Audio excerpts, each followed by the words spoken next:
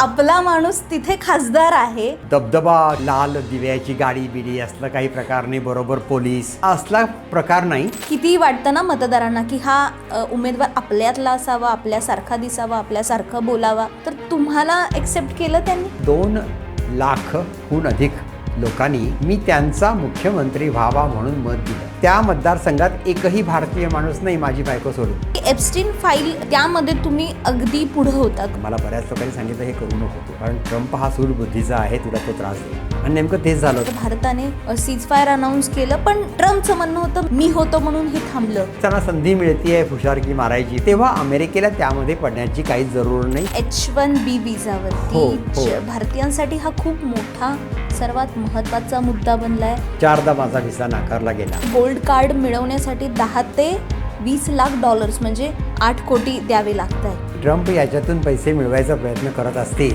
Green card मिळवण्यासाठी पण बरेच भारतीय अमेरिकेमध्ये वेटिंग वरती आहेत. अमेरिकेचं ग्रीन कार्ड हे फॉर सेल असू नये. अमेरिका भारतावरती टॅरिफ लादतोय. टॅरिफ लावणं किंवा न लावणं हे आमच्या लोकसभेचा अधिकार आहे. तो राष्ट्राध्यक्षांनी हिरावून घेतलाय लोकसभेकडून. उलट अमेरिकन लोकांना शिक्षा झाली त्याची. समजा तुम्ही आज भारतातल्या राजकारणात असता, खूप खर्च येतो.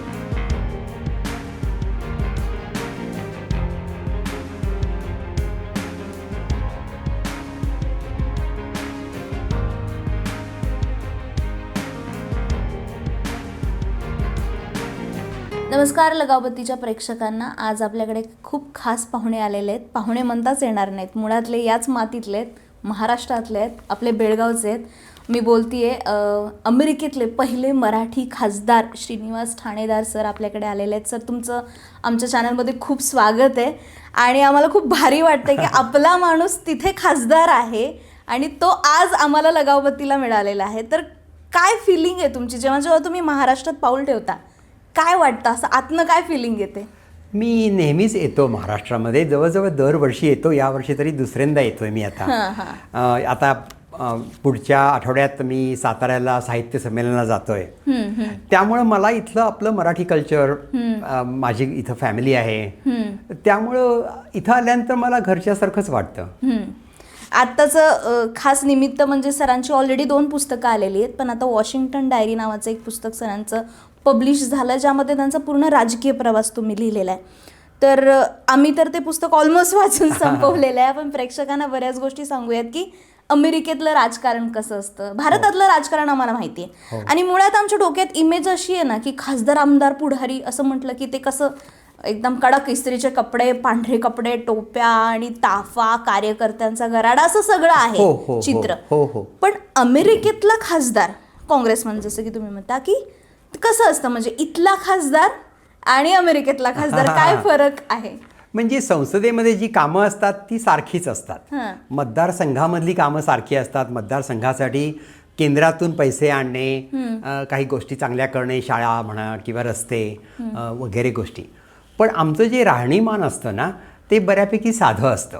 म्हणजे थोडक्यात उदाहरण म्हणजे बायकोनं मला सांगितलं की जा बाबा आणि काही दूध आणि संपलंय घरातलं, भाज्या संपलेत घेऊन ये. तर मी आपला सहज जाईन, भेटतील 1-2-4 लोक कोणीतरी, हाय हॅलो करतील, पण असा काही लोकांचा गराडा नाही पडणार. तेव्हा मी माझं जे काही काम आहे, मी लहान मुलांना, माझ्या नातवंडांना घेऊन, नदीच्या जवळ आमचं घर आहे, तर नदीकडून तिथून एक बोर्ड वॉक आहे, त्याच्यावरती आम्ही चालत जातो. मग कधी कधी एखादा कोणीतरी हाय काँग्रेसमन म्हणून येईल, एखादं मला काहीतरी विचारेल, त्यांची काहीतरी गाऱ्हाणी सांगेल. पण बाकी असा दबदबा किंवा असा काही नाही. लाल दिव्याची गाडी बिडी असलं काही प्रकार नाही, बरोबर पोलीस असला प्रकार नाही. आम्ही एक सामान्य माणसासारखं जीवन जगतो, कारण आम्ही सरकारी, म्हणजे कसं आहे, आम्ही पब्लिक सर्वंट्स आहोत, लोकांची सेवा करायची. एक्झॅक्टली, हा शब्द खरा तर इथं चपकल लागू होतो की पब्लिक सर्वंट. हो, आम्ही लोकांच्यासाठी काम करतो, लोकांना भेटतो, त्यांचं ऐकून घेतो लोकांचं. तेव्हा आता एखादी 100 वर्षाची माझी एक मतदार आहे, तिचा 100वा वाढदिवस आहे, तिच्या घरी जाऊन मी तिला अभिवादन करेन, ती अशी बोलेन वगैरे. पण एरवी अशा व्हेकेशनला जाऊ आम्ही, कुठं ट्रॅव्हल करू, त्याच्यामध्ये कुठं काही मला खास काही वागवलं पाहिजे असं काही नाही. एखाद्या फास्ट फूड रेस्टॉरंटमध्ये जाऊन मी बर्गर खाईन किंवा काही फ्रेंच फ्राईज खाईन, पण असं नॉर्मल लाईफ थोडंसं जगता येतं. इतक्या लोकांचा प्रश्न नाही आहे, तितका गराडा नसतो, लोक मागे नसतात. बरोबर आहे. इथलं आम्हाला माहितीच आहे, पण आम्हाला इंटरेस्ट आहे की तिथं कसं चालतं हे सगळं, आणि आम्हाला यातही इंटरेस्ट आहे. म्हणजे बऱ्याच भारतीयांना हे माहिती नाही की अमेरिकेतली निवडणूक कशी होती, प्रचार कसे होतात. म्हणजे इकडे कसा एकदम धुरळा उडतो एकदम, तर तिकडं कसं होतं, म्हणजे प्रचार कसा सुरू असतो तुमच्याकडे? बघा, तुमच्याकडे बरेच पक्ष आहेत. जरी काही 2 काँग्रेस BJP असे मोठे पक्ष असले तरी सुद्धा बारीक सारीक पक्ष खूप आहेत. तसा प्रकार आमच्याकडे नाही. आमच्याकडे डेमोक्रॅटिक पार्टी आणि रिपब्लिकन पार्टी ह्या 2च पक्ष. मी डेमोक्रॅटिक पार्टीचा खासदार आहे. सध्या आम्ही बहुमतात नाही आहे, विरोधक आहोत आम्ही. ट्रम्प हा रिपब्लिकन पक्षाचा नेता आहे, अध्यक्ष आहे. आणि राज्यसभा जी आहे त्याला आम्ही सेनेट म्हणतो, आणि लोकसभा आमची त्याला आम्ही काँग्रेस म्हणतो. काँग्रेसमध्ये 435 म्हणजे खासदार आहेत, सेनेटमध्ये 100 असतात. तर या 2 बॉडी आहेत, त्यांच्यामध्ये सुद्धा बहुमत हे त्याच पक्षाचं आहे, रिपब्लिकन पक्षाचं आहे. तेव्हा आम्ही सर्व बाजूनी आता विरोधकात आहोत, विरोधी पक्षात बसलोय. आणि ट्रम्प यांचं जे काही वागणं आहे, खूप अरेरावीनं ते वागतात, एखाद्या हुकुमशहासारखं वागतात. त्यांनी स्वतःचा खूप असा फायदा करून घेतला आहे. त्यांच्या म्हणजे खूप करप्शन त्यांनी आणलं. इतक्या लेवलचं करप्शन मला वाटत नाही अमेरिकन सरकारमध्ये यापूर्वी कधी होतं. त्यांनी त्यांच्या नावानं ती मीम कॉईन काढली ट्रम्पची, त्यांच्या बायकोच्या नावानं ती मेलानियाच्या नावाने कॉईन काढली. त्यांच्या फॅमिलीला ते अध्यक्ष झाल्यापासून बिलियन्स ऑफ डॉलर्सचे त्यांचा फायदा झाला त्यांच्या फॅमिलीला. तेव्हा असा प्रकारचा अध्यक्ष यापूर्वी कधी झाला नाही, आणि माझी अशी आशा आहे की या पुढे कधी असा अध्यक्ष होऊ नये. नक्कीच. म्हणजे हे तिथलं पॉलिटिक्स असेल आणि तिथे जे काही. पण समजा तुम्ही आज भारतातल्या राजकारणात असता, इमॅजिन करा, कसं असतं तुमचं एकंदरीत?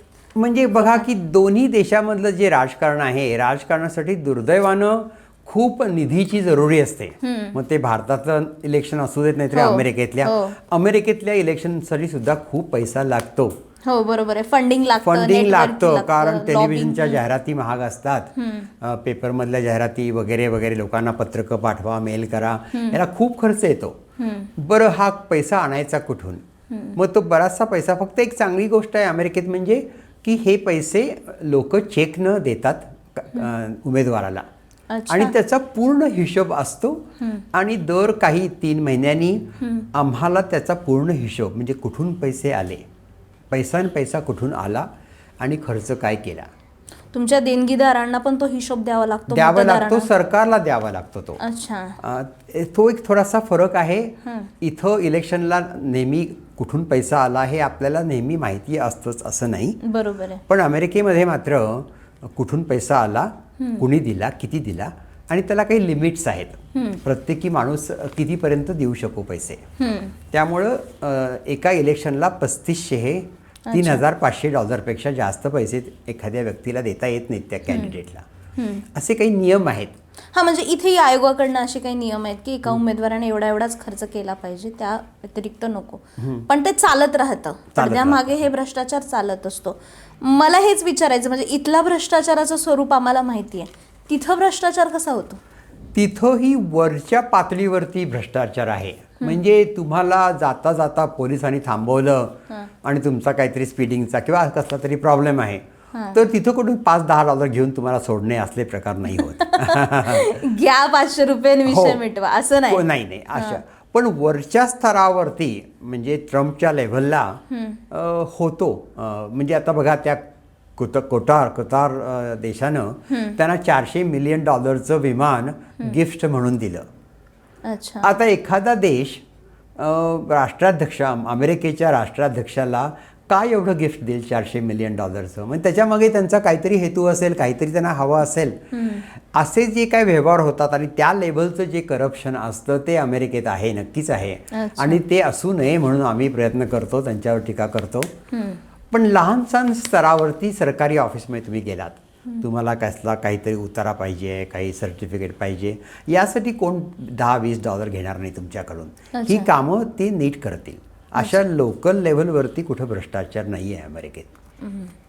चांगली गोष्ट. आणि मग ह्या गोष्टी पण जलद गतीने होत असतील. होतात. सामान्य माणसाला त्या करप्शनचा झटका बसत नाही. अच्छा. पण जिथं वरच्या लेव्हलवरती मोठ्या मोठ्या कंपन्या ज्या आहेत त्यांना काही त्यांची कामं करून घ्यायची असतील तर वरच्या स्तरावरती थोडंसं करप्शन नक्कीच आहे. अच्छा. आणि ते सुद्धा असू नये म्हणून आमचा प्रयत्न आहे. अच्छा सर, तुम्ही मगाशी म्हणालात की म्हणजे आता अमेरिकेच्या राजकारणात टिकण्यासाठी आपल्याला फंडिंग लागतं, पुन्हा नेटवर्किंग लागतं, याची गरज आहे. आता तुम्ही फार सामान्य घरातनं आला होतात, त्यानंतर तुम्ही उद्योजक झालात, पैसे कमवलेत, पण तरी पण हे करताना काही चॅलेंजेस आले असतील? नक्कीच आली. बघा, मी बाहेरचा म्हणजे मी दिसतो वेगळा, मी बोलतो वेगळा, अजूनही माझी भारतीय ॲक्सेंट आहे कारण मी अमेरिकन ॲक्सेंट मध्ये नाही बोलत. मला अमेरिकन ॲक्सेंट नाहीच आहे. कारण समजा तुम्ही जर लहान वयात तिथं गेलात ना किंवा तिथे जन्मला असाल, कारण माझी मुलं अमेरिकन सारखी बोलतात.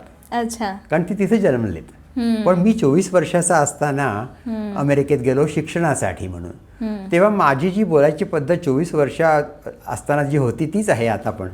माझं काही इंग्रजी अमेरिकन नाही झालं. त्यामुळे तिथल्या माझ्या मतदारांना समजतं की हा आपल्यासारखा नाही आहे, आपल्यातला नाही आहे, वेगळा तरी दिसतोच. तशी अमेरिकेतली माणसं खूप वेगळी दिसतात कारण आमच्याकडे बाहेरून आलेली लोक खूप आहेत. आता माझा मुलगा काही अगदी गोरा अमेरिकन दिसत नाही, पण तो बोलताना तुम्हाला समजणार नाही की तो गोरा अमेरिकन आहे का नाही. अच्छा. पण माझ्या बाबतीत मात्र हे अतिशय क्लिअर आहे. आणि जेव्हा मी माझा बिझनेस तिथं अमेरिकेत केला, खूप पैसे मिळवले आणि मग मला असं वाटलं की आपण या देशामध्ये खिशात फक्त $20 घेऊन आलो. बेळगावमध्ये गरिबीमध्ये जीवन केलं. डॉक्टरांच्या ऑफिसमध्ये मी स्वच्छता करायचं काम करायचो जेव्हा मी कॉलेजमध्ये होतो तेव्हा. तर तेथून आलो बेळगावहून अमेरिकेत, शिक्षण केलं आणि त्यानंतर नोकरी केली. मग एक लहानसा बिझनेस सुरू केला. तो खूप मोठा झाला बिझनेस. 500 लोक त्याच्यामध्ये होती, $200 मिलियन त्या बिझनेसची व्हॅल्यू होती. असा खूप मोठा झालेला बिझनेस.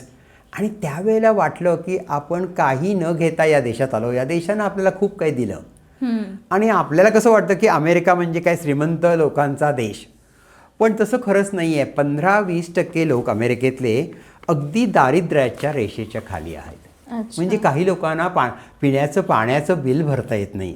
काही लोकांना त्यांना हप्ते देणं कठीण जातं. मग बँका त्यांचं घरं काढून घेतात. म्हणजे हॉस्पिटलमध्ये खर्च करणं कठीण जातं लोकांना. तर तशी दारुण परिस्थिती खूप आहे अमेरिकेमध्ये. त्या गरीब वस्ती ज्या आहेत तिथल्या शाळा फारशा चांगल्या नाही आहेत. तिथल्या मुलांना चांगलं शिक्षण मिळत नाही. श्रीमंत वस्तीमधल्या शाळा चांगल्या आहेत, पण गरीब वस्तीमधल्या शाळा चांगल्या नाही आहेत. तर अशा लोकांसाठी आपण काय करायचं? आपण अमेरिकेत आलो, इथली व्यवस्था यंत्रणा वापरून आपण सक्सेसफुल झालो. एज्युकेशन म्हणजे मी माझी PhD केली, बिझनेसेस केले, लाखो मिलियनची प्रॉपर्टी केली. आणि असं वाटलं की आपण इतरांच्यासाठी काय देणं लागतो. आपण फक्त आपलीच मालमत्ता वाढवत राहायचं का? हा आपल्या आयुष्याचा शेवटचा उद्देश आहे का आणि काही करता येईल? आणि त्यावेळेला मला असं वाटलं की आपण हा बिझनेस विकून टाकावा, सोडून द्यावा आणि लोकांच्यासाठी काहीतरी करावं. म्हणून मी माझा बिझनेस विकला. त्यातून आलेले जे पैसे होते त्यातले बरेचसे पैसे मी माझ्या सगळ्या कामगारांना वाटले, कारण त्या कामगारांच्यामुळं माझा बिझनेस एवढा पुढं गेला. म्हणून बरेचसे पैसे त्या सगळ्या कामगारांना वाटले. नुसतेच टॉप ऑफिसरना नाही, अगदी बारीक सारीक कारकुनापासून सगळ्यांनाच पैसे वाटले. आणि मग ठरवलं की आपण राजकारणात जायचं, कारण सरकारी यंत्रणेतून आपण लोकांचं आयुष्य बदलू शकू. अशा हेतूनं मी तसं ठरवलं जायचं राजकारणामध्ये. आणि मी म्हटलं की जर राजकारणात जायचं तर मग आपण सगळ्यात टॉप लेवलची पोझिशन घेऊ. अर्थात अमेरिकेचा राष्ट्राध्यक्ष मला नाही होता येत, कारण मी तिथं जन्मलो नाही आहे. ती एक आवश्यकता आहे कायद्याप्रमाणे. पण राज्याचा मुख्यमंत्री होऊ शकतो ना, तर मग त्याला आम्ही गव्हर्नर म्हणतो. तर त्या गव्हर्नरच्या जागेसाठी मी उभा राहिलो आणि त्यातून त्या इलेक्शनमध्ये मी जिंकून नाही आलो. मी माझे स्वतःचे पैसे, पदरचे पैसे घालून इलेक्शनला उभा राहिलो, कारण त्यावेळेला कोणाला लोकांना माझ्याबद्दल माहिती नव्हती. मग तेव्हा लोकांचे रिॲक्शन काय होते जेव्हा तुम्ही पहिल्यांदा निवडणुकीला सामोरं गेलात, दुसऱ्यांदा गेलात, आमदार झाला, नंतर खासदार झाला 2 वेळात, पण अमेरिकन्सची रिॲक्शन कशी होती? म्हणजे किती वाटतं ना मतदारांना की हा उमेदवार आपल्यातला असावा, आपल्यासारखा दिसावा, आपल्यासारखं बोलावा, तर तुम्हाला एक्सेप्ट केलं त्यांनी? नाही केलं सुरुवातीला. मला स्वतःला वाटलं की मी एका कंपनीचा CEO आहे, मी एक सायंटिस्ट आहे. तेव्हा एखादं राज्य चालवायचं, ते कसं चालवायचं, तिथले उद्योगधंदे कसे चांगले करायचे, तिथं जी गरीब लोक आहेत त्यांना रोजगार कसे द्यायचे, त्यांना चांगलं शिक्षण कसं द्यायचं, हे सगळं मला अवगत आहे. कारण मी त्यातून गेलेलो आहे, मी गरिबीतून गेलो आहे. शिक्षणाचं महत्त्व मला कळतं, बिझनेसेस कसे वाढवायचे, चालू करायचे हे मला समजतं. तर माझे एक युनिक जे हे स्किल्स आहेत, हे मला राज्याचा मुख्यमंत्री किंवा गव्हर्नर म्हणून उपयोगी होत आणि मी एक चांगलं काम करू शकेन असा स्वतःला मला आत्मविश्वास होता. पण हे बघा, जी जनता आहे त्यांना मी दिसतो वेगळा, मी बोलतो वेगळा, त्यांच्यासारखा मी बोलत नाही. आणि हा माणूस आता बघा, भारतीय लोक तिथं कम्प्युटरचे सायंटिस्ट आहेत, प्रोफेसर आहेत, डॉक्टर्स खूप आहेत भारतीय. आता कसं झालं, लोकांना एक भारतीय माणूस IT स्पेशलिस्ट आहे तर चालतो, तो डॉक्टर आहे चालतो, तो प्रोफेसर असेल तर चालतो, बिझनेसमन असेल तरी चालतो. पण तो आपला राज्यकर्ता हे मात्र लोकांना अजून पचत नाही की तो कसा राज्यकर्ता असू शकेल. त्यामुळं मी जेव्हा निवडणुकीला उभारलो तेव्हा, आणि मी खूप माझा प्रचार केला, मी माझी गोष्ट सांगितली लोकांना, मी कसं गरिबीतून आलो, मी कसा बिझनेसेस वाढवले. त्यामुळं काही लोकांच्यावर त्याचा प्रभाव पडला. आणि सुरुवातीला जे इंटरनल पोलिंग असतं, त्या पोलिंगमध्ये माझा नंबर वरती, सगळ्यात वरती. आणि ती गोरी एक बाई होती, ग्रेचन व्हिटमर नावाची, ती माझ्या खाली, आणि तिसरा एक जण होता तो माझ्या खाली. आणि सगळ्यात त्या राज्यामध्ये हाहाकार माजला की अरे, असा बाहेरून आलेला माणूस आता आपला राज्यकर्ता होतो की काय, आपला गव्हर्नर मुख्यमंत्री होतो की काय. आणि मग माझ्यावरती त्यांनी नको ती टीका सुरू केली आणि माझे सगळे नंबर्स खाली यायला लागले. मग त्यांनी खूप काहीतरी बारीक सारीक गोष्टी घेतल्या माझ्या आयुष्यातल्या आणि त्या फिरवून बदलून माझ्यावरती प्रचंड टीका केली राजकारणामध्ये. आणि माझं पॉप्युलॅरिटी कमी व्हायला लागली. आणि मग शेवटी जेव्हा ती इलेक्शन झाली तेव्हा त्या गोऱ्या बाई होत्या, ग्रेचन व्हिटमर, त्या निवडून आल्या. त्यांना 52% मतं पडली. दुसऱ्या क्रमांकाच्या माणसाला 30% आणि मला 20%. असं करत, पण 20% म्हणजे किती, 2 लाखहून अधिक लोकांनी मी त्यांचा मुख्यमंत्री व्हावा म्हणून मत दिलं. आणि ही खूप मोठी गोष्ट आहे. हो. आणि आमच्याकडे म्हणजे मुख्यमंत्री हा राज्यव्यापी इलेक्शनमधून निवडून गेला जातो. तर अशा 2 लाख लोकांनी मला मतं दिली. पण अर्थात ते माझं स्वप्न पुरं होऊ शकलं नाही, मुख्यमंत्री व्हायचं, गव्हर्नर व्हायचं. पण मी काय म्हणतो की आता परत बिझनेसमध्ये जायचं मला काही इंटरेस्ट नाही आहे. ते केलं आपण, खूप पैसे मिळाले. आता परत जाऊन तेच आणखीन झिरो वाढवत बसायचे आपल्या नेटवर्थवरती बँकेमध्ये जास्त, त्याला काहीच अर्थ नाही. तर मग मी ठरवलं की आपण एखादी लहानशी जागा घ्यावी. आणि त्याच वेळेला सुदैवानं एक MLAची जागा ओपन झाली. आणि मग त्या निवडणुकीला मी उभारलो. तिथं 90% लोक काळे आणि 10% लोक गोरे. त्या मतदारसंघात एकही भारतीय माणूस नाही, माझी बायको सोडून. अरे बापरे. तर अशा मतदारसंघामध्ये मी जाऊन खूप धडपडलो त्यांना सगळ्यांना, आणि माझी गोष्ट त्यांना सांगितली, मी कसा आणि कसं योग्य काम केलं पाहिजे. त्यांचे प्रॉब्लेम मी समजावून घेतले. आणि अक्षरशः त्या लोकांनी मला निवडून दिलं आणि मी आमदार झालो. आमदार झाल्यानंतर इतकी कामं केली, रस्ते दुरुस्ती केले, हॉस्पिटलमध्ये बेड्स वाढवावीत, कारण सायकियाट्रिक हॉस्पिटलमध्ये बेड्स पुरेशी अवेलेबल नाहीत, मुलांना ट्रीटमेंट मिळत नाही आहे. तर ती हॉस्पिटल बांधण्यासाठी पैसे आणले मतदारसंघामध्ये, हॉस्पिटलची बेड्स वाढवली, शाळा चांगल्या केल्या, शाळांना जास्त अनुदान सरकारकडून आणलं, शिक्षकांना मदत असावी म्हणून काही गोष्टी केल्या, सुरक्षा त्यांना असावी म्हणून खूप काही बदल केले 2 वर्षामध्ये. आणि लोकांनी माझं ते काम पाहिलं आणि त्यांना ते आवडलं. आणि मग त्यानंतर लगेचच खासदारकीची जागा ओपन झाली. त्यासाठी मी इलेक्शनला उभे राहिलो. माझ्या विरुद्ध 8 लोक होते. आणि त्या सर्व इलेक्शनमधून मग मी निवडून आलो. आणि आता ते 2022 परत एकदा निवडून आलो 2024ला. ला. हां, आणि आता माझी तिसरी इलेक्शन येते आहे पुढच्या ऑगस्ट 2026 मध्ये. तर आता मी डेमोक्रॅटिक पक्षाचा असा खासदार आहे. रोज आम्ही कधी डिट्रॉईटमध्ये असतो, तो माझा मतदारसंघ आहे, आणि मग जाऊन आम्ही वॉशिंग्टन DC मध्ये जातो जेव्हा लोकसभेमध्ये मतदान असतं तेव्हा. अच्छा. सर, तुम्ही एवढा प्रवास, तुमची ही जी जर्नी पाहिली तर लक्षात येतं की नक्कीच काही हे सोपी जर्नी नव्हती. जेव्हा राजकारणात तुम्ही तिथं एवढं मोठी पदं मिळवली तेव्हा असं कुठेतरी होतं, म्हणजे इथला भारतातला कोणता राजकीय नेता, राजकारणी असा काही आदर्श म्हणून घेतला होता तुम्ही? आदर्श असा काही नव्हता. अमेरिकेतमध्ये मला जे अब्राहम लिंकन आहेत, कारण त्यांची सुद्धा माझ्यासारखी स्टोरी आहे. त्यांच्या पर्सनली त्यांच्यामध्ये खूप ट्रॅजेडी झाली, आणि त्यांचे इलेक्शनमध्ये राजकारणात खूप पराभव झाले, तरीही तो माणूस धडपडत राहिला, झगडत राहिला आणि वरती आला, आणि शेवटी ते अमेरिकेचे राष्ट्राध्यक्ष झाले. तेव्हा अब्राहम लिंकन यांच्याबद्दल मला खूप प्रेम आहे, आणि ते एक मी आदर्श समजतो. अर्थात बिल क्लिंटनना मी भेटलोय बऱ्याच वेळेला, ओबामांना भेटलोय, तेव्हा ही सगळी मंडळी, जो बायडनना भेटलो, ही सगळी मंडळी जवळून पाहिली आहेत, त्यांच्याबरोबर बोललोय, वागलोय. तर ही सगळी मंडळी मी पाहतोय. परवा मोदी आमच्याकडे आले होते अमेरिकेत, तेव्हा त्यांचं भाषण होतं. दोन्ही सदनं जी आमची आहेत, लोकसभा आणि राज्यसभा, म्हणजे जशी सेनेट आणि काँग्रेस, त्यांचं एकत्र असंच एक सेशन होतं. त्याच्यामध्ये त्यांना भाषण द्यायला मोदींना बोलवलं होतं, आणि भारतीय वंशाचा एक अमेरिकन खासदार या नात्यानं माझ्या सभापतींनी मला विचारलं की तू मोदींना एस्कॉर्ट करशील का, त्यांना घेऊन जाशील का त्या स्टेजकडे? आणि मी आनंदानं हो म्हटलं.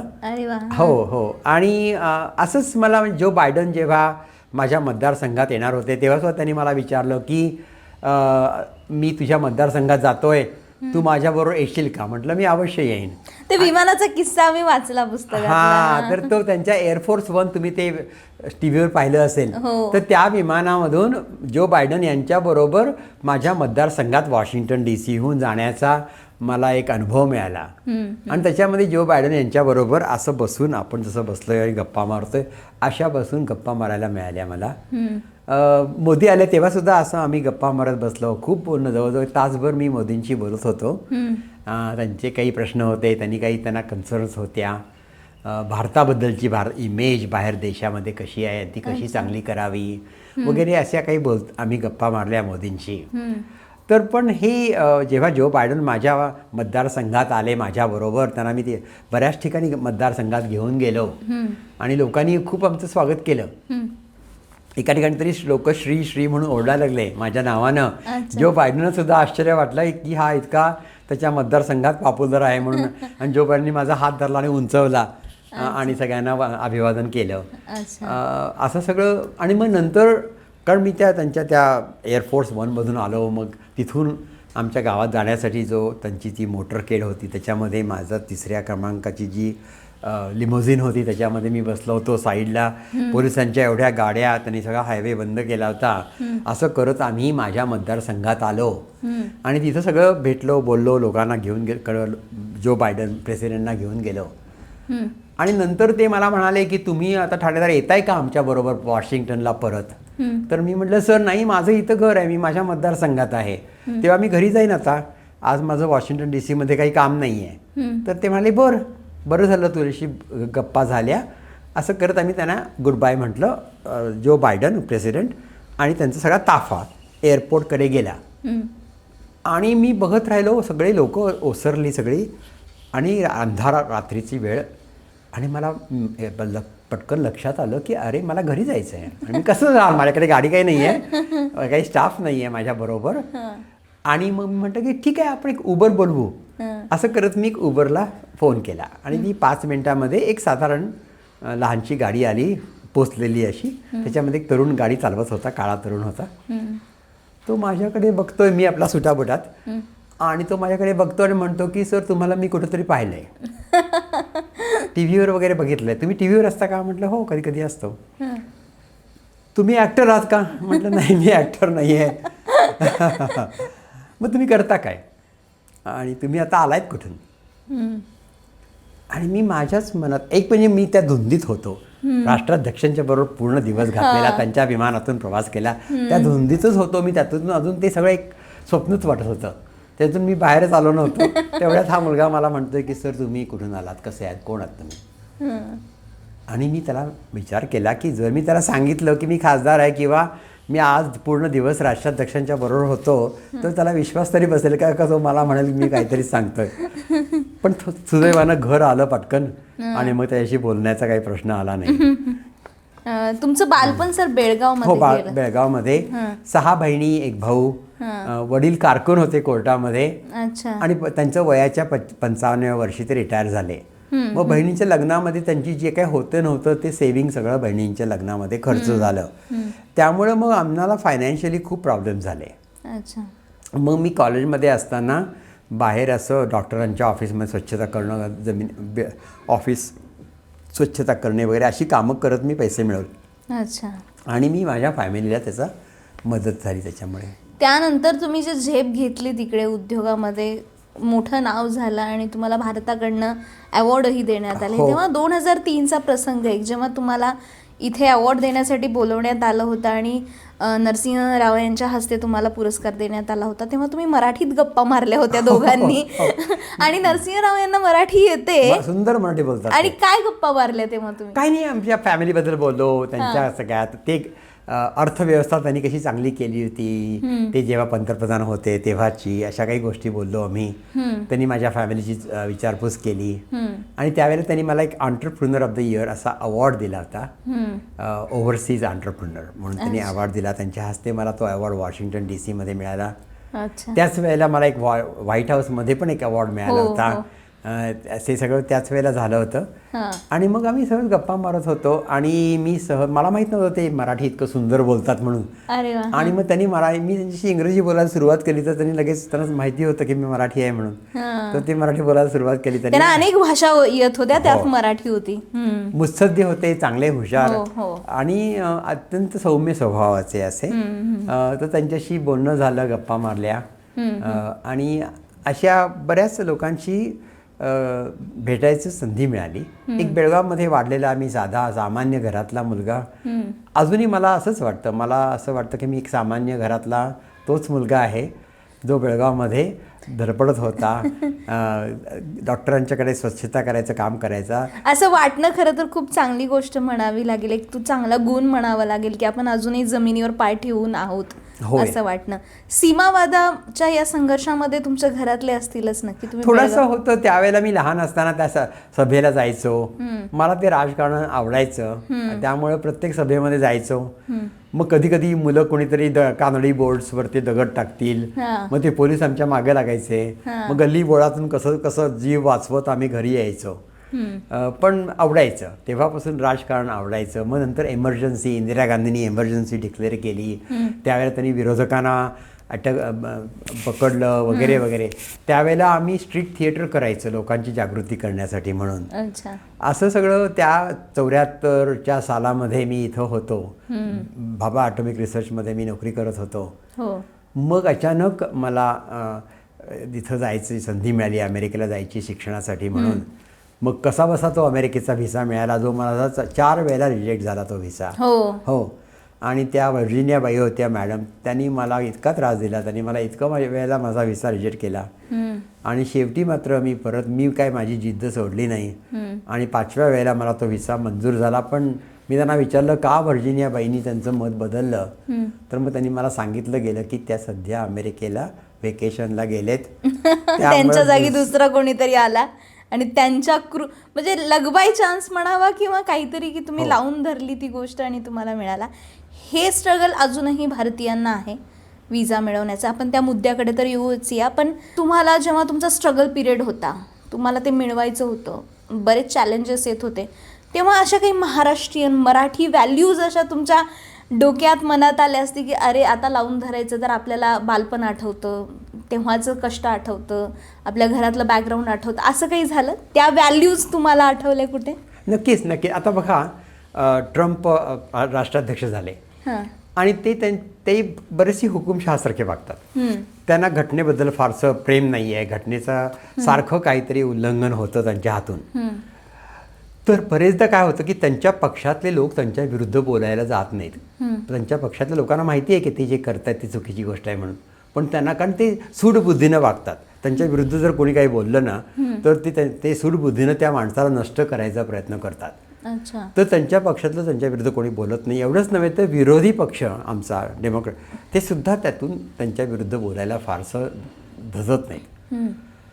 बरं, आता राष्ट्राध्यक्षांनी जर चूक केली, घटनेबाह्य गोष्टी करायला सुरुवात केली, तर अमेरिकेमध्ये त्यांना काही तुम्ही तुरुंगात टाकू शकत नाही. आमच्या घटनेप्रमाणे त्यांच्यावर खटला भरता येत नाही. एकच मार्ग आहे म्हणजे त्यांना इम्पीच करता येतं. इम्पीचला मला वाटतं तुम्ही मराठीत महाअभियोग म्हणता.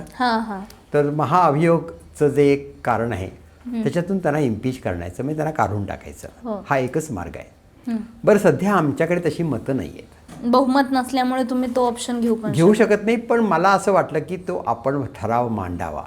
जरी जो ठराव संसदेत जरी मान्य नाही झाला तरी एका दृष्टीनं त्याच्यातून आपण एक ट्रम्पना मेसेज पाठवतोय की तुम्ही जे करताय हे घटनाबाह्य आहे, चुकीचं आहे. आणि हे करायला कोणीही तयार नव्हतं. त्यांच्या पक्षातलं कोणी तयार नव्हतं, माझ्याही पक्षातलं कोणी तयार नव्हतं. शेवटी ते काम मी तसा म्हटलं तर नवखा खासदार होतो, पण मी ते काम माझ्या अंगावर घेतलं. मला बऱ्याच लोकांनी सांगितलं हे करू नको तू, कारण ट्रम्प हा सूडबुद्धीचा आहे, तुला तो त्रास देईल.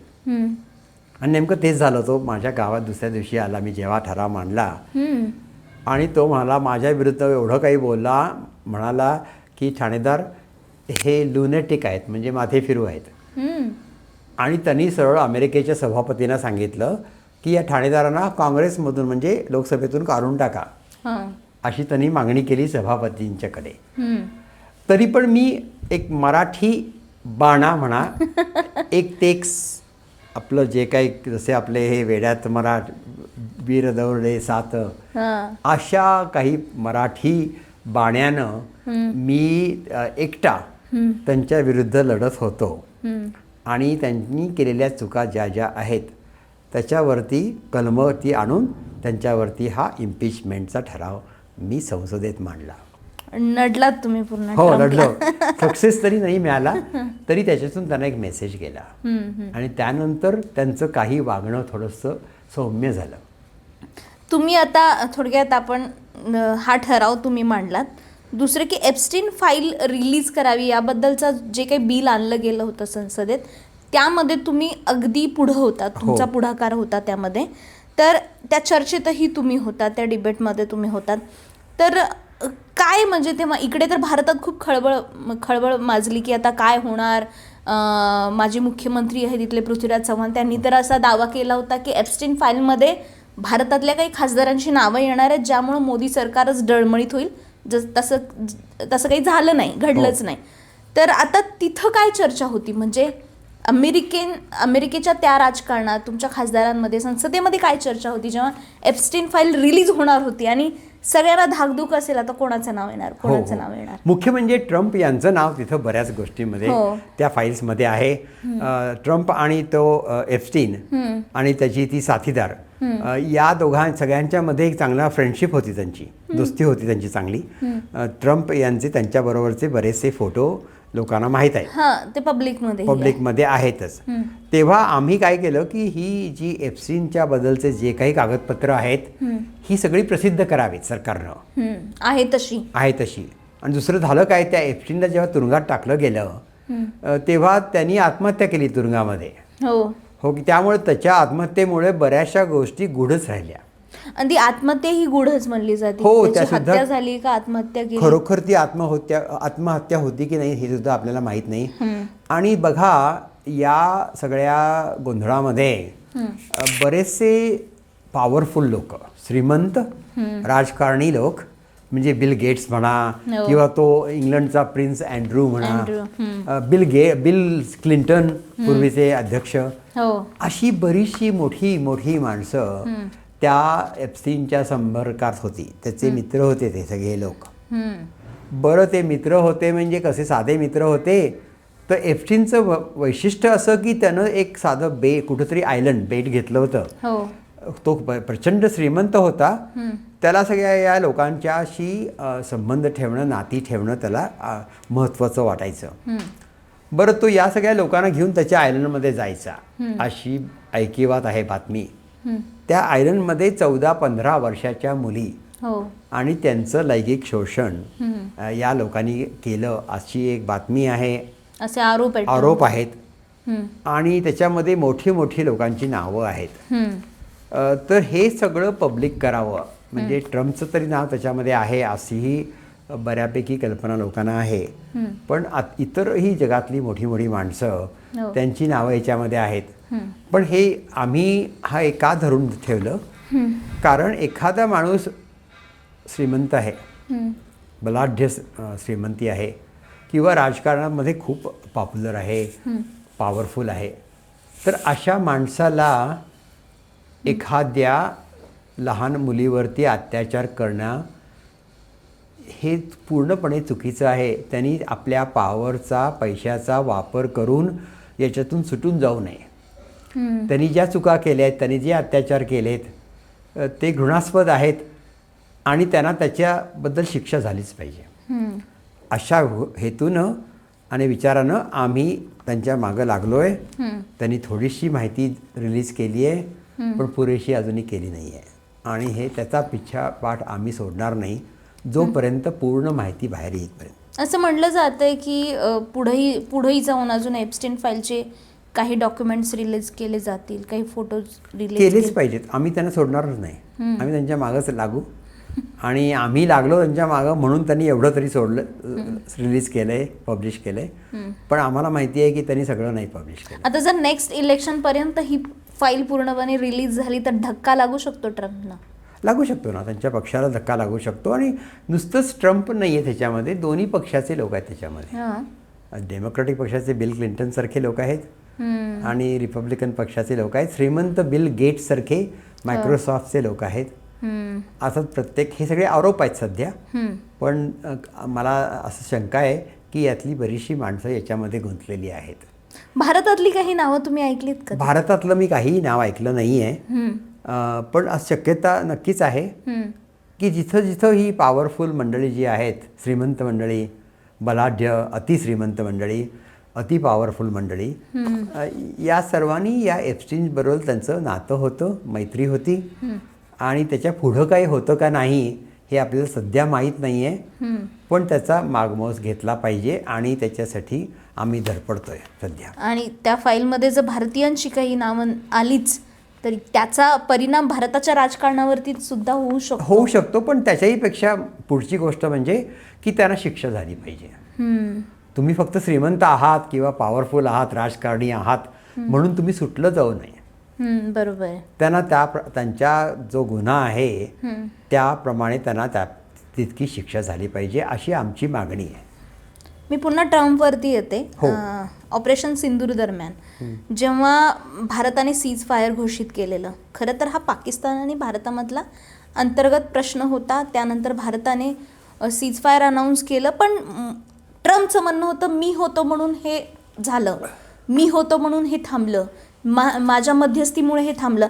सो कुठेतरी हे क्रेडिट वॉर पण गाजलं होतं तेव्हा. आणि मोदींनी पण सुनावलेलं की नाही हा आमचा निर्णय. तर अमेरिकन्स याबद्दल काय म्हणत असतील, म्हणजे त्यांच्यात काय चर्चा होती तेव्हा? लोकांना ट्रम्पचा स्वभाव माहिती आहे. ते खूप हुशारकी मारतात, खूप क्रेडिट घेतात. सगळी युद्ध मीच बंद केली आहेत वगैरे वगैरे ते सारखं सांगत असतात. आणि मला नोबेल द्या, मला नोबेल प्राइज द्या, पीस प्राइज द्या. त्यांना स्वतःची टिमकी वाजवणं अत्यंत आवडतं.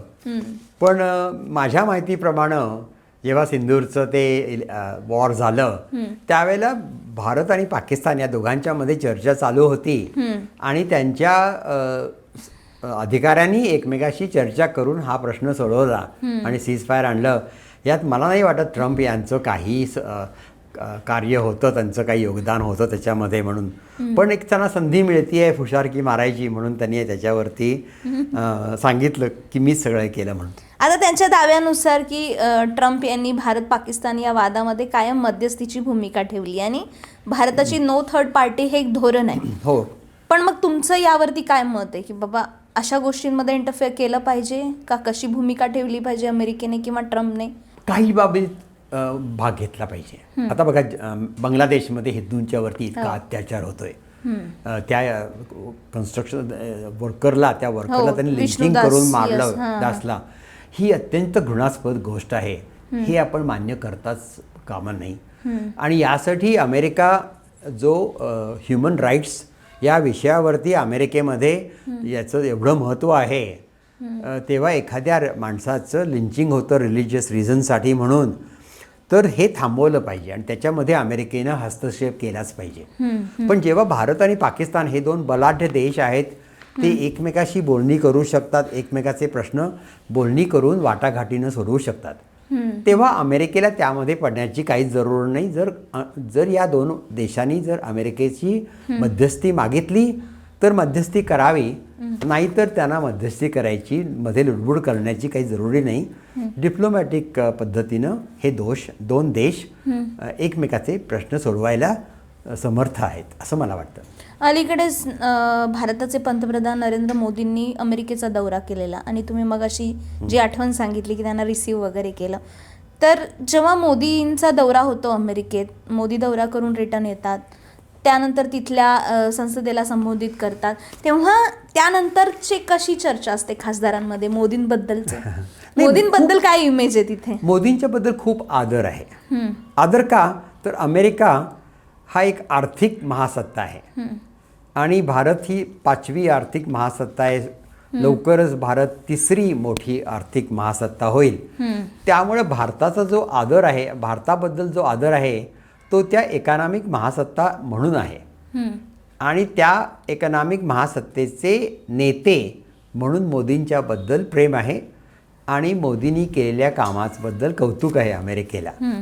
आणि अमेरिकेला मोदींची आणि भारताशी चांगले संबंध ठेवायचे आहेत. कारण बघा, चायना खूप ॲग्रेसिव्ह आहे, त्यांच्याकडे लोकशाहीचा प्रकार नाही आहे, त्यामुळे ते बऱ्याचशा गोष्टी करू शकतात आणि चायनानं पुढं येऊ नये, आणखीन पुढं येऊ नये, हे एक अमेरिकेचं धोरण आहे आणि त्यासाठी त्यांना भारताची जरुरी आहे.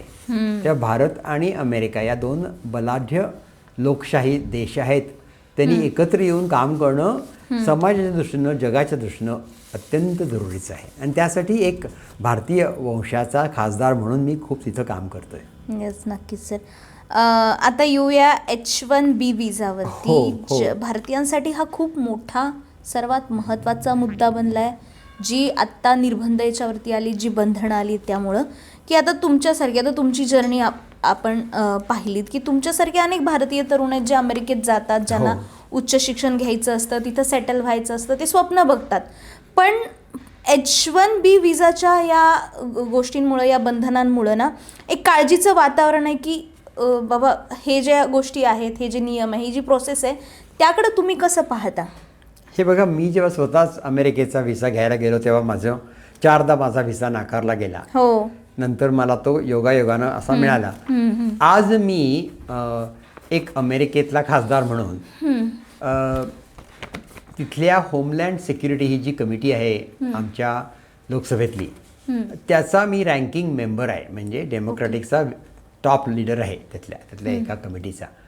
त्या कमिटीचं कामच हे आहे की अमेरिकेचं बॉर्डर जी कशी सिक्युअर करायची, कुणी अमेरिकेत येऊ शकतं, कुणी येणार नाही, त्यासाठी नियम करायचे. म्हणजे बघा ना की व्हिसा नाकारलेला हा भारतातला मुलगा आज इथं या पदावरती आहे आणि जो व्हिसासाठी आता प्रयत्न करतोय. आणि आता मी ते H1B व्हिसाच वाढवायचा प्रयत्न करतोय. ते दुप्पट तिप्पट झाले पाहिजेत. ही ट्रम्पची जी कल्पना आहे गोल्ड कार्ड वगैरे, यात काही अर्थ नाही. अमेरिकेचा नागरिकत्व हे विकण्यासाठी असू नये. बरोबर आहे. ते योग्य व्यक्तीला मिळालं पाहिजे आणि त्यासाठी मी प्रयत्न करतोय. अमेरिका हा देशच इमिग्रंट्सचा आहे. इमिग्रंट्स बाहेरून आले म्हणून हा देश इतका मोठा झाला. नाव ट्रम्प नेहमी म्हणतात की मेक अमेरिका ग्रेट अगेन असं म्हणतात. पण अमेरिका ग्रेट कशी होणार जर तुम्ही इमिग्रंट्सना वाव दिला नाही, इमिग्रंट्सना महत्त्व दिलं नाही, त्यांच्या विरुद्ध तुम्ही अशी सगळी ही वाईट बातम्या पसरवल्या, त्यांना त्रास दिला, तर अमेरिकेत मोठी होणारच नाही, आणखीन मोठी नाही होणार. तेव्हा मी आता प्रयत्न असा करतोय, एक भारतीय किंवा इमिग्रंट म्हणून नव्हे, एक अमेरिकेचं प्रेम आहे. अमेरिकेच्याबद्दल मला अमेरिका चांगली करायची आहे. त्यासाठी मी सांगतोय आणि प्रयत्न करतोय संसदेमध्ये आमच्या अमेरिकेच्या की आपलं धोरण जे आहे इमिग्रंट्सच्या पद्धतीत, ते जास्त ओपन झालं पाहिजे. इमिग्रंट्स हे यांची आपल्याला जरुरी आहे. हे जे इमिग्रंट्स आणि अमेरिकन देश या दोघांच्यामध्ये एक विन विन अशी एक रिलेशनशिप आहे, ती वाढवली पाहिजे. आणि हे इमिग्रंट्सच्या बाबतीत जो द्वेष ट्रम्प पसरवत आहेत ती चुकीची गोष्ट आहे. अच्छा. आणि त्यासाठी मी फाईट करतो आहे. कारण इमिग्रंट हे अमेरिकेच्या दृष्टीनं फायदेशीर आहेत आणि त्यात त्यांचंही भलं होतं आणि अमेरिकेचंही भलं होतं. तेव्हा हे सध्याचं जे धोरण आहे इमिग्रंट्सबद्दल रिपब्लिकन पक्षामध्ये ट्रम्प यांच्याकडे, ते चुकीचं आहे आणि त्यासाठी मी काम करतो आहे. आपण आता गोल्ड कार्डबद्दल उल्लेख केला आहे तुम्ही, तर अमेरिकेत सध्या या कार्डचं म्हणजे असं हे गोल्ड कार्ड मिळवण्यासाठी 10 ते 20 लाख डॉलर्स म्हणजे 8 कोटी द्यावे लागत आहेत. आणि हे नक्कीच सामान्य भारतीयांचं काम नाही आहे. जे खूप अतिश्रीमंत आहेत ती लोक घेऊ शकतात. हे याबद्दल तुम्ही जे प्रयत्न करतायत ते कुठवर आलेत, काय सुरू आहे? कारण की ग्रीन कार्ड मिळवण्यासाठी पण बरेच भारतीय अमेरिकेमध्ये वेटिंगवरती आहेत. हे बघा, ट्रम्प हे एक बिझनेसमॅन आहेत आणि त्यांचे विचार असे काहीतरी वेगळेच आहेत. पण बघा, अमेरिकेचे नागरिकत्व किंवा अमेरिकेचं ग्रीन कार्ड हे फॉर सेल असू नये, विकण्यासाठी असू नये. ते फक्त योग्य लोकांना द्यावं ज्यांच्या योगदान अमेरिकेत चांगलं आहे, मेरिट बेसवरती जे योगदान देत आहेत त्यांना ग्रीन कार्ड द्यावं, त्यांना अमेरिकेचं नागरिकत्व द्यावं. कुणी येऊन पैसे टाकून अमेरिकेचं नागरिकत्व विकत घेऊ नये, अशी माझी भावना आहे. आणि ट्रम्प याच्यातून पैसे मिळवायचा प्रयत्न करत असतील पण ते चुकीचं आहे. आणि असे जे काही पॉलिसीज ते आणतील त्याला मी विरोध करेन, कारण हे योग्य नाही आहे. आता मग या प्रोसेसमध्ये चेंजेस करण्याची काही संसदेत चर्चा सुरू आहे? चर्चा सुरू आहे, पण सध्या जी रिपब्लिकन पार्टी आहे, जी मेजॉरिटीमध्ये आहे आणि त्यांचे नेते ट्रम्प, या सर्वांनी इमिग्रंट्सच्या बद्दल त्यांना एवढी घृणा आहे, एवढं त्यांनी चुकीची बातमी पसरवत आहेत. त्यामुळे सध्या वातावरण अँटी इमिग्रंट्स वातावरण आहे. इमिग्रंट्सबद्दल द्वेष त्यांनी खूप पसरवला आहे. हे सगळं बदलायला खूप वेळ लागेल, पण ते बदलणं आवश्यक आहे. कारण हे अमेरिकेच्या हिताचं आहे की आपण इमिग्रंट्सना चांगलं वागवू शकू, जास्त इमिग्रंट्सना अमेरिकेमध्ये येण्याची संधी द्यावी. कारण अमेरिकेमध्ये पुरेसे इंजिनियर्स, मेडिकल डॉक्टर्स होत नाही आहेत. त्यामुळं त्यांना अमेरिकेतले जे टेक्नॉलॉजीचे बिझनेस आहेत, गुगल म्हणा, मायक्रोसॉफ्ट म्हणा, या सर्वांना इमिग्रंट इंजिनियर्स, सायंटिस्ट यांच्यावर अवलंबून राहावं लागतं. आणि जर इमिग्रंट्स, इंजिनियर्स, डॉक्टर्स नसतील तर त्यांचे उद्योग पुढे जाणार नाहीत. आता बघा, इन्फॉर्मेशन टेक्नॉलॉजी आहे, आर्टिफिशियल इंटेलिजन्स आहे, मोबिलिटी म्हणजे ज्या कार्स विदाऊट पर्सन ड्रायव्हिंग, हे ज्या नव्या टेक्नॉलॉजी येत आहेत, फ्युचरमध्ये या सगळ्या टेक्नॉलॉजीज महत्त्वाच्या आहेत. आणि या बऱ्याचशा टेक्नॉलॉजीमध्ये जे एक्सपर्ट्स आहेत हे बाहेरच्या देशात आहेत. आणि त्यांना अमेरिकेत येऊ देणे आणि तिसरं सन्मानानं येऊ द्यावं. त्यांना इतके त्रास होत आहेत ग्रीन कार्ड मिळायचे, व्हिसा मिळायचे. त्यामुळे त्या फॅमिलीजमध्ये इतकं स्ट्रेस आहे सध्या. ते सगळं कमी झालं पाहिजे, कारण या मंडळींचा अमेरिकेला उपयोग आहे. आणि त्यांच्यामुळं अमेरिकन बिझनेसेस त्याच्यामध्ये खूप वाढ होईल. 10 ते 15 वर्ष, कोणी 20 वर्ष वेटिंगवरती असतं ग्रीन कार्ड मिळवण्यासाठी. एक प्रकारचं हे शोषणच होतंय ना त्यांचं. हो, नक्कीच होतंय. आणि त्याची काही जरुरी नाही आहे. आणि हे एक वातावरण तयार केलं जातं आहे की बाहेरून आलेल्या लोकांच्यामुळे अमेरिकन लोकांचे, नेटिव्ह अमेरिकन लोकांचे नोकऱ्या जात आहेत. हे सर्व चुकीचं आहे, हे खरं नाही आहे. उलट ह्या बाहेरून आलेल्या लोकांच्यामुळे उद्योगधंदे वाढत आहेत आणि त्यामुळं अमेरिकन लोकांना जास्त नोकऱ्या तयार होत आहेत त्यांच्यासाठी.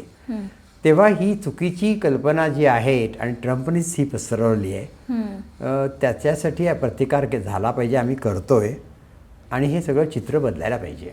पण हे सगळं चित्र बदलायला खूप दिवस लागतील, वर्ष लागतील. आता याच मुद्द्यावरती जेव्हा तुम्ही बोलता तेव्हा हे संसदेत तुम्ही विषय मांडता, याबद्दलचे जे तुमचे जे फॉलोअप घेणं सुरू आहे, तर मग अशा गोष्टींबद्दल तुम्ही प्रयत्न करताय सध्या. तर मग इतर अमेरिकन खासदारांची रिॲक्शन काय असते म्हणजे तुमच्याबद्दल? भारताचा आहे असल्यामुळं ह्यांचे असे प्रयत्न सुरू आहे असं थोडंसं, कारण ती अजूनही चुकीची कल्पना इमिग्रंट्सबद्दल आहे. आणि जे ट्रम्पचे जे समर्थक आहेत ते माझ्यावरती पेटून उठले.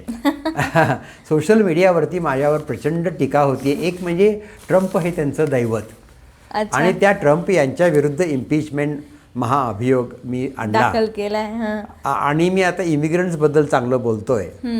पद्धती आपल्या अमेरिकेतल्या इमिग्रंट्ससाठी पूरक असाव्यात म्हणून. त्यांना हे सगळं पसरत नाही आहे, त्यांच्या झोंबते त्यांना ते सगळं, म्हणून माझ्यावरती प्रचंड टीका होती आहे. पण एक मराठी बाण्यानं, एक मराठी खासदार, मराठी बाणा, भ्यायचं नाही, कोणाला घाबरायचं नाही. आपला लढा जर एखादी गोष्ट योग्य असेल तर ती सोडायची नाही, असा जो एक मराठी वृत्ती आहे त्याप्रमाणे मी फाईट करत राहतो. आणि चुकीचं जर त्यांनी काही केलं तर ते मी आणतो, त्यासाठी मी घाबरत नाही. माझ्यावरती खूप काही हल्ले होत आहेत, किती धमक्या येत आहेत, पण त्या सगळ्याकडे दुर्लक्ष करून मी माझं योग्य ते काम करत राहतो, डटके. हां. आता आपण या विजाबद्दल बोललोय की या सगळ्या प्रोसेसमध्ये शोषणच होतं लोकांचं, भारतीयांचं. तर ही डिपेंडन्सी म्हणजे बरेच अनेक अशी भारतीय आहेत जे एम्प्लॉयरवरती डिपेंड असतात ग्रीन कार्डसाठी, आणि मग ते एम्प्लॉयर कंपन्या वगैरे ह्यांना डिपेंडन्सीमुळं त्याचा चुकीचा वापर करून घेतात भारतीयांचा. तर हे कुठेतरी कमी व्हावं, हे विजा होल्डर्सना अधिक स्वातंत्र्य देणारा असा एखादा कायदा तुम्ही आणताय का? तसा काही बरेचसे प्रयत्न सुरू आहेत का तिथे? हो, खूप. मी स्वतः काही तसे विधेयकं आणली आहेत आमच्या पार्लमेंटमध्ये, आणि इतरही काही काँग्रेस मेंबर्स जे आहेत त्यांनी विधेयकं आणले, त्यांनाही मी सपोर्ट करतोय. अच्छा. तर आमचे प्रयत्न चालू आहेत. पण सध्या वातावरण इतकं चांगलं नाही आहे, आणि त्यामुळे हे सगळं बदल करायला खूप वेळ लागेल. पण जेव्हा हा बदल होईल तेव्हा खरोखर अमेरिका पुढच्या स्तरावर जाईल, आणि खरोखर अमेरिका ग्रेट, आणखीन आहे त्यापेक्षा मोठी, खूप ग्रेट होईल. पण सर, अमेरिका फर्स्ट या धोरणामुळं आता टॅरिफ्सच बोललं, तर टॅरिफचा जेव्हा मुद्दा येतो चर्चेमध्ये तेव्हा आम्हाला भारतीयांना असं वाटतं की बाबा अमेरिका फर्स्ट या धोरणामुळं भारताच्या आयात निर्यातीवरती या धोरणावरती त्याचा परिणाम होतोय. जो अमेरिका भारतावरती टॅरिफ लादतोय त्याबद्दल तुमचं काय म्हणणं आहे मग? आता ही टॅरिफ ही चुकीचीच गोष्ट आहे. टॅरिफ हा एक इकॉनॉमिक टूल आहे, ते विचार करून वापरलं पाहिजे. एक म्हणजे काय की टॅरिफ लावणं किंवा न लावणं हे आमच्या लोकसभेचा अधिकार आहे. तो राष्ट्राध्यक्षांनी हिरावून घेतला आहे लोकसभेकडून. खरं म्हणजे तो राष्ट्राध्यक्षाला ह्याच्यामध्ये काही अधिकार नाही आहे, आणि त्यांनी काहीतरी एक कृत्रिम इमर्जन्सीचं नाव काढत त्या कारणाखाली त्यांनी आपल्या हातात ही सत्ता घेतली आहे. पण ती त्यांना खरं म्हणजे त्यांनी घेऊ नये. आणि टॅरिफ लावताना त्यांनी काय केलं आहे की त्यांनी लोकांना सांगितलं आहे, जेव्हा ते निवडून आले त्यांच्या कॅम्पेनिंगमध्ये त्यांनी सांगितलं आहे की सगळ्या जरुरी गोष्टींच्या किमती वाढल्या आहेत त्या मी खाली करेन. पण असं झालं की ते आल्यापासून किमती तरी खाली गेल्याच नाहीत, उलट बऱ्याचशा गोष्टींच्या किमती आणखीन वरती वाढल्या आहेत. बरं, टॅरिफबद्दल त्यांनी काय सांगितलं की इतर देश आपला फायदा घेत आहेत, तर टॅरिफ लावलं तर त्यांना शिक्षा मिळेल इतर देशांना. पण प्रत्यक्षात असं झालंच नाही, उलट अमेरिकन लोकांना शिक्षा झाली त्याची. महागाई वाढली तिथे. महागाई त्याच्यामुळे वाढली, कारण काय होतं, बाहेरून जो माल येतो अमेरिकेत त्याच्यावरती टॅरिफ लावल्यानंतर अमेरिकेतलं जो डिस्ट्रीब्युटर आहे, ॲमेझॉन आहे म्हणा, ते तो टॅरिफ भरतात आपल्या खिशातून. अमेरिकन डिस्ट्रीब्युटर, अमेरिकन बिझनेसेस हा टॅरिफ भरतात, आणि मग ते लोक तिथले बिझनेसेस तो खर्च सगळा तिथल्या कन्झ्युमरकडे लादतात. त्यामुळे सगळ्या गोष्टी या टॅरिफमुळे बऱ्याचशा गोष्टींच्या प्राइसेस वाढल्या आहेत कमी होण्याऐवजी. तेव्हा ट्रम्पनी जे काही हे सांगितलं ते पॉप्युलर होतं, लोकांना छान वाटलं की हा धाडसी असा नेता आहे, तो असे काही मोठे निर्णय घेणार आहे ज्या कारणानं अमेरिकेचा फायदा घेणारं बंद होईल. पण हे अगदी नेमकं उलटं गोष्ट झाली. सगळ्या गोष्टींच्या किमती वाढत आहेत अमेरिकेमध्ये, त्याच्यामुळं जास्त मॅन्युफॅक्चरिंग होईल ही त्यांची कल्पना होती. तसं काही झालं नाही आहे. उलट सर्वसामान्य लोकांना किमती वाढल्यामुळे सर्वसामान्य लोकांचं आयुष्य आणखीन कठीण झालं आहे. मोदींनी लावलेल्या टॅरिफमुळे उलट परिणाम अमेरिकेवरतीच झालाय. होय.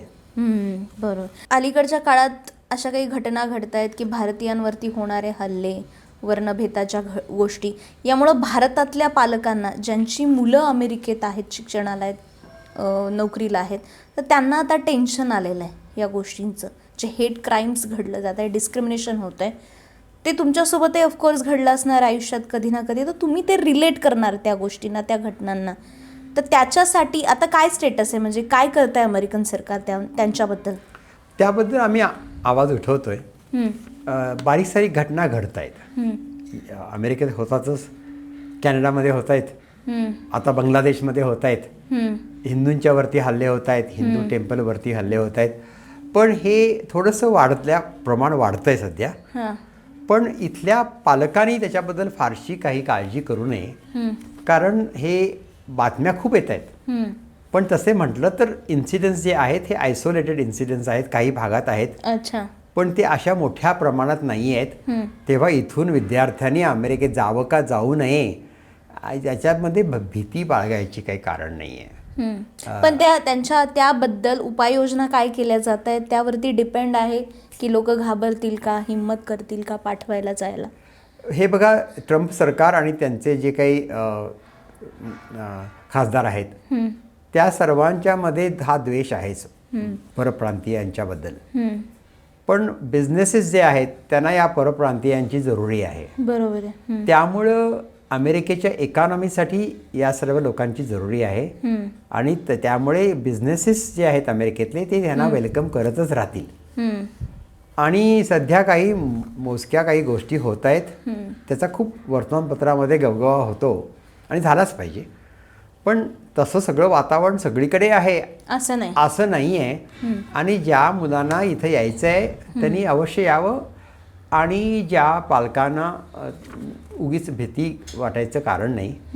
एखाद दुसरी घटना इथंही होतात, भारतामध्ये राहिलेल्या लोकांचं सुद्धा होतं अशा गोष्टी. आपल्याकडे शेतकऱ्यांच्या आत्महत्या होत आहेत, मुलांना पळवलं जातं, इथं बऱ्याचशा गोष्टी सुद्धा होतात. तेव्हा अशा गोष्टी होत राहतील. मीडिया त्याला खूप उचलून धरतं. पण अशा काही मोठ्या प्रमाणात ह्या गोष्टी नाही आहेत, अशा होऊ नयेत, त्या बंद झाल्या पाहिजेत. पण इतकं नाही आहे प्रमाण त्याचं की लोकांनी इथं जावं का जाऊ नये किंवा आपल्या मुलांच्या काळज्या कराव्यात आईवडिलांनी, एवढी परिस्थिती नाही आहे. अमेरिकेतली अर्थव्यवस्था स्ट्रॉंग करण्यासाठी भारतातला एका मोठ्या वर्गाचा खूप मोठा वाटा आहे असं म्हणावं लागेल, जे की आपण आत्तापर्यंत बोललो.